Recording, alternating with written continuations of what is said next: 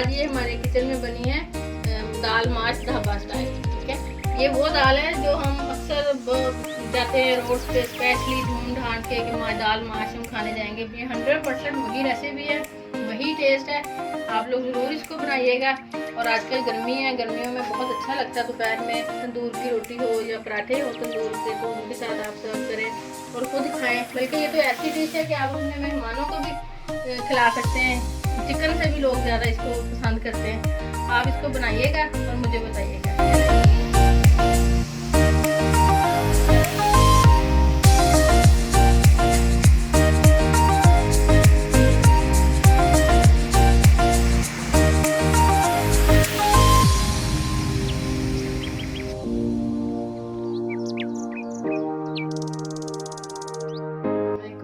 कैसे हैं आप सब लोग? उम्मीद है खैरियत से होंगे, अपने अपने घरों में खुश और आबाद होंगे।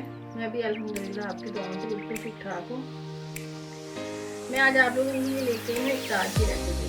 हम चिकन मटन बीफ कुछ तो खाते ही रहते हैं, लेकिन थोड़ा चेंज भी होना चाहिए। और दालें हमारी सेहत के लिए बड़ी अच्छी है, प्रोटीन होता है इनके अंदर, तो ये ज़रूर खानी चाहिए। और माश की दाल एक ऐसी दाल है कि हर घर के हर फर्द को पसंद होती है, लेकिन इसको पकाना और इसको मतलब लोगों के लिए अच्छा लगता है कि बहुत मुश्किल है। और हम अक्सर ढाबों पे जाके स्पेशली जाते हैं और दाल माश ऑर्डर करते हैं।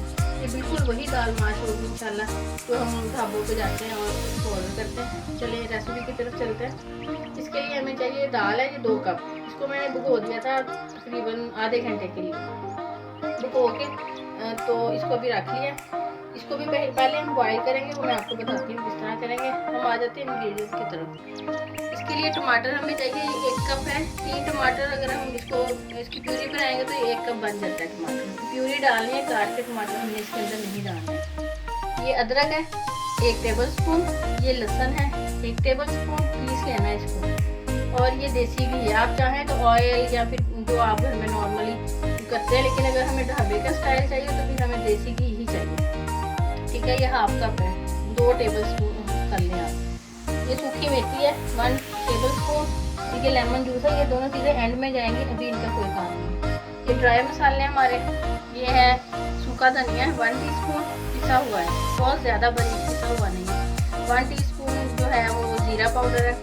1 टीस्पून नमक है। हाफ टी स्पून काली मिर्च है।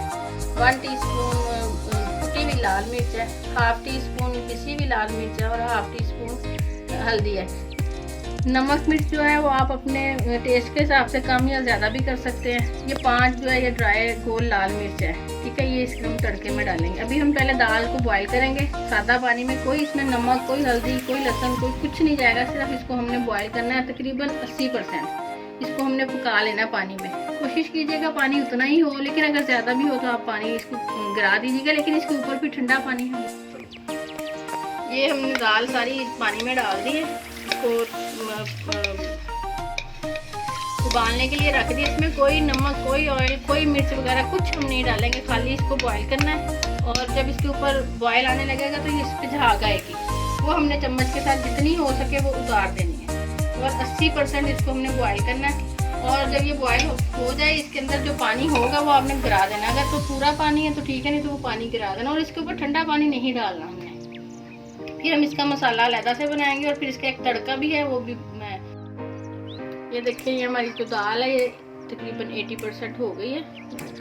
ठीक है, अब इसको हम छान लेंगे और अब आते हैं मसाले में। दाल जो है बॉईल कर ली, इसको छान लिया, पानी इसका अलग कर दिया।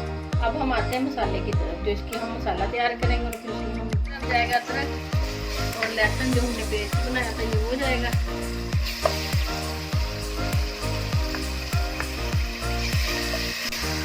मैंने देसी घी डाला, आप चाहें तो आप ऑयल भी उसमें डाल सकते हैं या घी, जो लोग नहीं ज़्यादा मतलब करते हैं। मेरे ख्याल में तो देसी घी बहुत अच्छी चीज़ है सेहत के लिए। अब तो डॉक्टर भी कहते हैं कि यूज़ करना चाहिए। और अगर हमें ढाबा स्टाइल में ही खानी है तो बाहर उसमें कुछ तो फिर हमें करना पड़ेगा। तो आप ऑयल भी इसमें डाल लें या सादा घर में बना सकते घी वो डाल लें, लेकिन मैं देसी घी डालना मेरे ख्याल में ज़्यादा। तो लहसुन और अदरक तकरीबन फ्राई हो चुका है। अब इसके अंदर मैंने ये सिर्फ मिर्च डाल दी है, इनको ऐसे ही रखना है हमने। 2-4 मिनट, 1 मिनट के लिए इसको हम फ्राई करेंगे।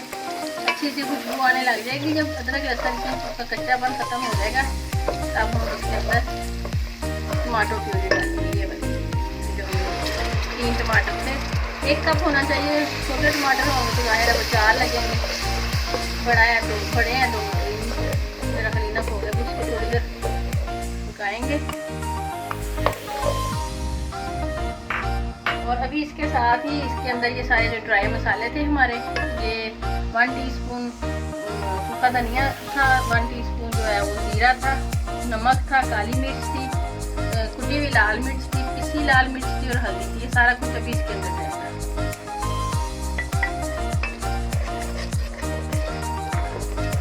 तो इसका मसाला को हम अच्छे से भून लेंगे, इसके अंदर हम दाल ऐड करेंगे। ये देखें मसाला बहुत अच्छे से भून गया, खुशबू भी आ रही है इसमें। अब हम इसके अंदर ये दाल डाल देंगे, ये जो हमने इसको बॉईल किया था, आधा घंटा हमने इसको भिगोया है। फिर उसके बाद हमने इसको बॉईल कर लिया, तकरीबन 80% इसको बॉईल कर लिया। और इसको मैं फिर कह रही हूँ कि ठंडे पानी से नहीं भिगाना, क्योंकि अगर ये दाल कोई भी दाल हो अगर एक दफ़ा गर्म से ठंडी हो जाए तो फिर उसमें जो है ना वो पकड़ जाती है, तो फिर गलती नहीं है। इसको 2-4 मिनट हम इसी तरह भूनेंगे।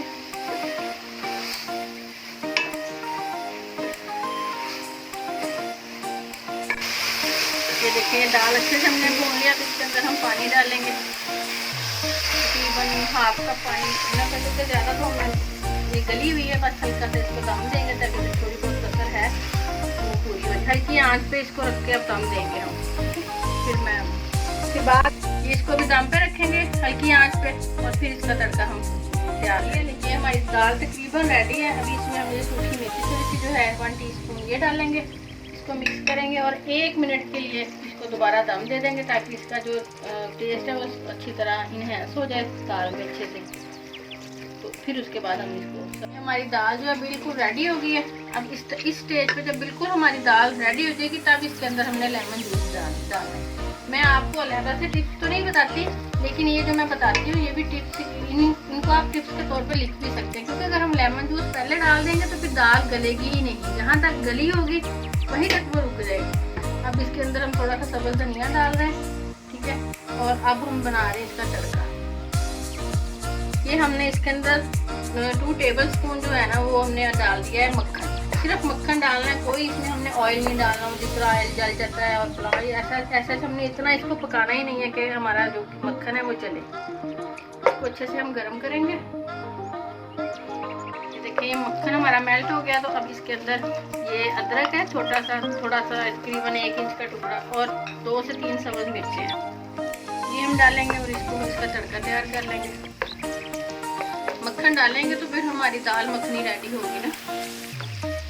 और आप यकीन करें दाल तो वैसे भी माशाल्लाह बड़ी टेस्टी बनेगी, आप पसंद करेंगे, लेकिन जब ये आप इसका तड़का लगाएंगे तो फिर तो बस आप याद ही करेंगे और आपके मेहमान, आपके घर वाले बार बार आपसे फरमाइश करेंगे।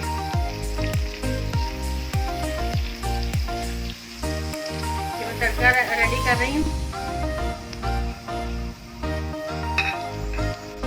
ये हमारा तड़का रेडी हो गया। इसको हमने जलाना नहीं है, ना कोई कलर देना, बस इसका जो कच्चापन है ना वो खत्म हो जाए। ये और ये हमने जो सर्विंग बाउल है उसके अंदर हमने इसको तड़के को लगाना है। आप चाहें तो इसके ऊपर हल्का सा गरम मसाला छिड़क सकते हैं, मैं तो नहीं छिड़क रही, लेकिन आप चाहें तो आप इसके अंदर कर सकते हैं। ये हमारी दाल मखनी रेडी है।